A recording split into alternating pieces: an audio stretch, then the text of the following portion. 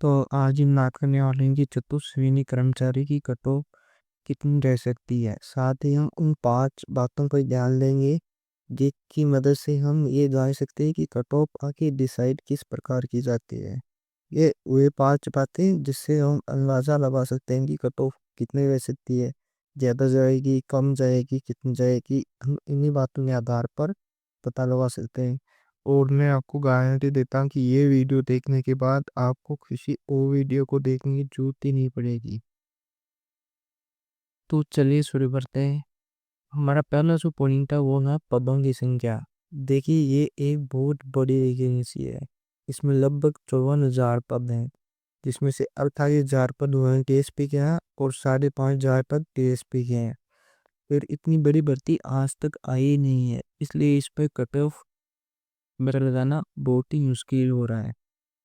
लेकिन यही एक बात है जो सबसे ज़्यादा इम्पोर्टेंट है कि इतने ज़्यादा पब होने की वजह से ही इसकी कटऑफ कम जाएगी। राजस्थान में ज़्यादातर जो भर्तियाँ आती है वो 5,000, 6,000, 3,000 मतलब इतनी आती है। अभी पुलिस की आई है 10,000।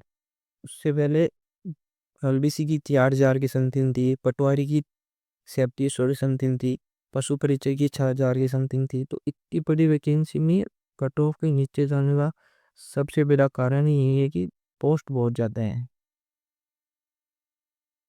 दूसरा जो कारण है वो है कंपटीशन। अब देखिए, इसमें फॉर्म तो बहुत भरे गए हैं, लगभग 25 लाख फॉर्म भरे गए थे।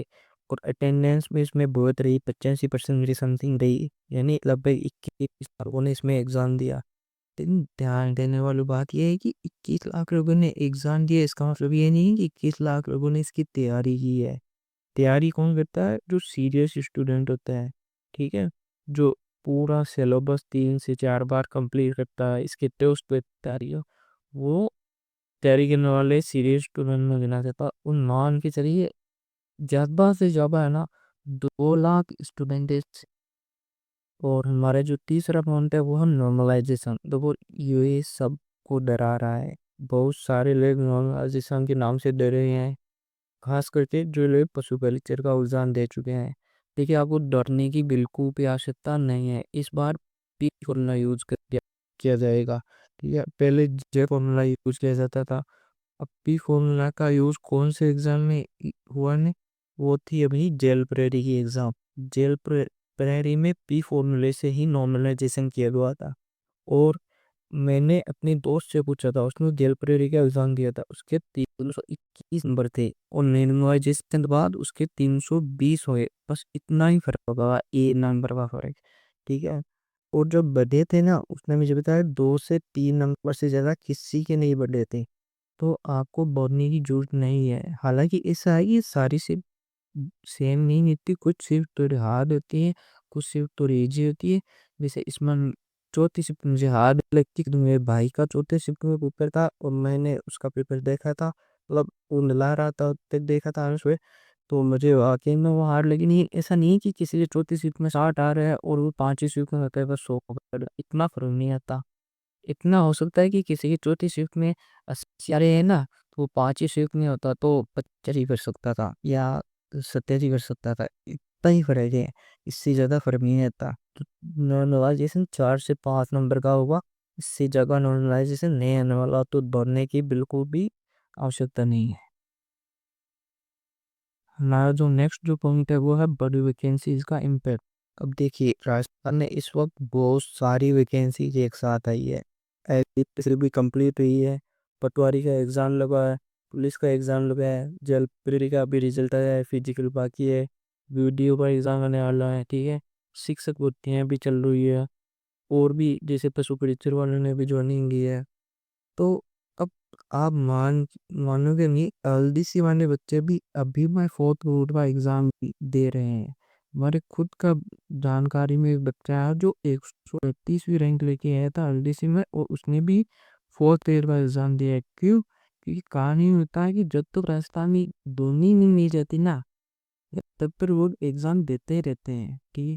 अब इसमें एक चीज ये ध्यान रखना कि वेटिंग लिस्ट आएगी ना, वेटिंग लिस्ट में ही आपका नंबर आ सकता है। ऐसा नहीं है कि आप ऐसे बोले कि पटवारी का नंबर आ गया, वो डीवी नहीं कराएगा। डीवी सब लोग कराएंगे, जब तक लोग डीवी कराएंगे ही कराएंगे। लेकिन इसकी वेटिंग लिस्ट में भी बहुत सारे लोगों का नाम है। और ये 54,000 पता ना, ये समझ लो 60,000 या 65,000 बन जाएंगे। इतने लोग वेटिंग लिस्ट में सिलेक्टेड होंगे। अब हम अपने लास्ट पॉइंट पर बात कर लेते हैं, जो कि है पेपर का लेवल। देखो, पेपर का लेवल ज़्यादातर लोग बोल रहे हो कि बहुत ज़्यादा हार्ड था। कुछ लोग बोले कि इजी रन को। मैं अपने बताऊं तो मुझे मिड लेवल का पेपर लगा। और उसका एक रीज़न है कि कोई भी पेपर ऐसा नहीं था जिसमें सारे सब्जेक्ट हार्ड थे। किसी में मैथ्स हार्ड थी, तो किसी में इंग्लिश हार्ड थी, किसी में राजस्थान जी के हार्ड था, तो किसी में करंट हार्ड था। मतलब ऐसे कुछ पेपर में कुछ हार्ड था, कुछ पेपर में कुछ हार्ड था। ऐसा कोई सा भी पेपर में मुझे तो नहीं लगा जो सारे ही हार्ड हो। ठीक है, तो पेपर वाले दिन था। और हाँ, थोड़े बहुत ऐसा लग सकता है कि फोर्थ ग्रेड के हिसाब से लोगों को हार्ड लग रहा है। ऐसी बात नहीं है कि बहुत ज़्यादा हार्ड था। ठीक है, ऐसे ही लड़के हैं जो 120 में से 115 अटेम्प्ट करके आए हैं, उनकी सही हो रहे हैं 105 की समथिंग। तो इतना भयंकर ही हार्ड नहीं था। आप जिस तरह का पेपर आना चाहिए था, लोग इजी मान के चल रहे थे, इसका पेपर मीडियम मीडियम से हार्ड के बीच में आ गया। तो अब बात कर लेते हैं कि कट ऑफ आखिर रह कितनी सकती है। अब देखिए, कट ऑफ डिसाइड कैसे होती है। Paper paper hard hard medium से हार्ड का था। ठीक है, वैकेंसीज वैकेंसीज भी बहुत ज़्यादा है। साथ में वो वैकेंसीज में जो ज़्यादा नंबर लेके आएंगे ना, वो अपनी बड़ी वैकेंसीज में सेलेक्ट होंगे। तो उसी हिसाब से जनवरी की कट ऑफ मुझे ये लग रही है, और 130 प्लस तो हो सकती है। ठीक है, 130 ज़्यादा नहीं थे, 130 आराम से ला सकता है जनरल का बच्चा। वह ओबीसी में 25 प्लस रह सकती है। ओबीसी और जनरल में ज़्यादा फर्क नहीं रहता, लेकिन ये बड़ी वैकेंसी है इसलिए इसमें फर्क रहेगा। ईडब्ल्यूएस में 120, एमबीसी और ईडब्ल्यूएस में ज़्यादा फर्क नहीं रहता। 118 भी एमबीसी में सिलेक्ट हो जाओगे। एससी में 112, एसटी में 105। और गर्ल्स की जो रहेगी ना, वो जनरल की 125 प्लस पर तो शो सिलेक्शन होगा। ठीक है, ओबीसी में 120 प्लस पे आप सेलेक्ट हो जाओगे। ईडब्ल्यूएस में 115, एमबीसी में 112, एससी में 105 और एसटी में 95 पर आप सिलेक्ट हो जाओगे। वो जो एक्स सर्विस मैन विडो वगैरह है ना, वो तो मुझे ऐसे लग रहा है कि पासिंग मार्क्स पर ही सिलेक्ट हो जाओगे, कि बहुत बड़ी वैकेंसीज है।